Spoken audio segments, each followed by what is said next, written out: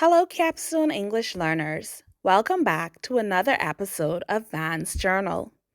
In this episode, Van talks about whether she considers herself to be an introvert or an extrovert and how it impacts her daily life. She writes, "This is a question I've fielded countless times in my professional life, particularly when discussing leadership styles with executives. The answer, which always seems to elicit a moment of puzzled silence, is that I am an unapologetic introvert who operates successfully in highly extroverted domains. My natural inclination, the fundamental setting of my internal energy gauge, is directed inward. I find social interactions, even the enjoyable ones, to be a form of energy depletion.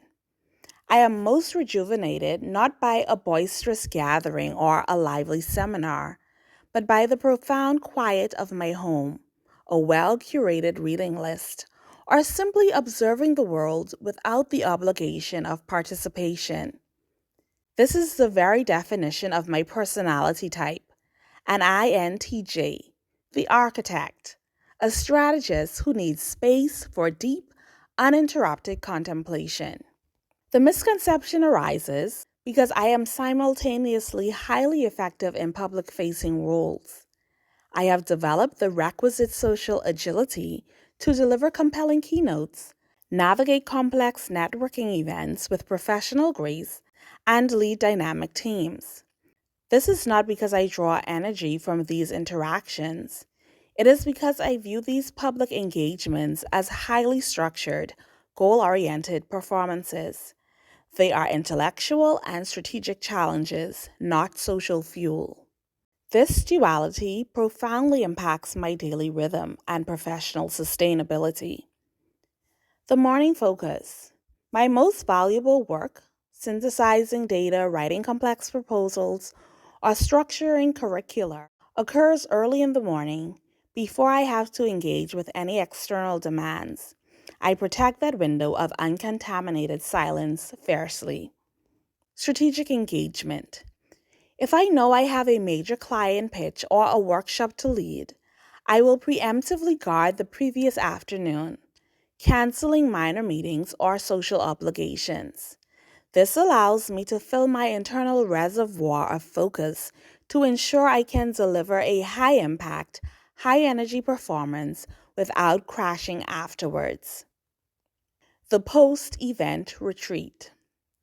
The moment a speaking engagement culminates, my social battery is empty. My loyalty and commitment mean I will often stay to genuinely connect with one or two individuals, but my immediate priority afterwards is isolation. This is essential for preventing burnout. It's the cost of admission for being an effective extroverted leader while maintaining an introverted mind. Ultimately, I have learned that one's intrinsic nature does not preclude professional success in any field, provided you are meticulous about managing your energy. My quietness is not a weakness. It is the power source from which the intellectual rigor necessary for my public success is forged. If you need to, feel free to go over the reading again. Otherwise, let's check out some of the advanced vocabulary appearing in this episode. Unapologetic, showing no regret, openly defiant or frank.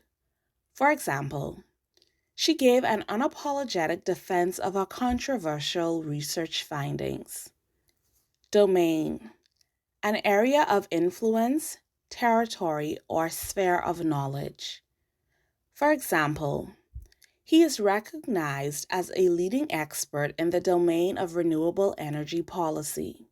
Elicit, to draw forth, in many cases, a response, answer, or fact from someone. For example, the moderator's difficult questions were designed to elicit a genuine reaction from the panel. Requisite, necessary or required by the circumstances. For example, The manager assured the team that they possessed all the requisite skills for the new project. Duality, the state of having two parts, often contrasting or opposing. For example, the artist explored the duality of light and shadow in our photographic series. Contemplation, the action of looking thoughtfully at something for a long time. Deep reflection.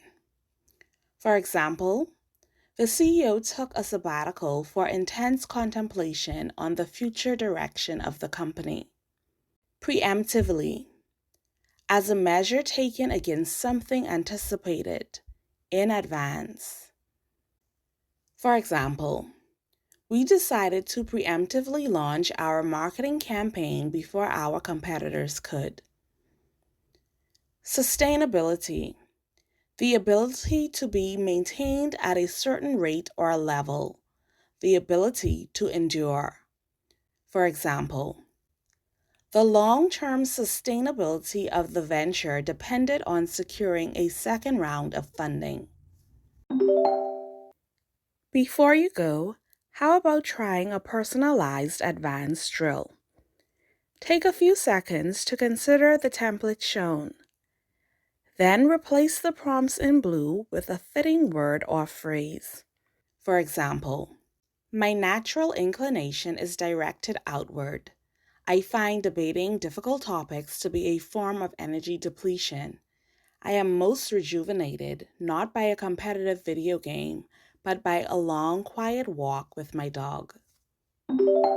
I'd love to see what you come up with, so be sure to leave your response in the comments. If you want more content like this, click the like button and subscribe. See you in the next installment of Van's Journal.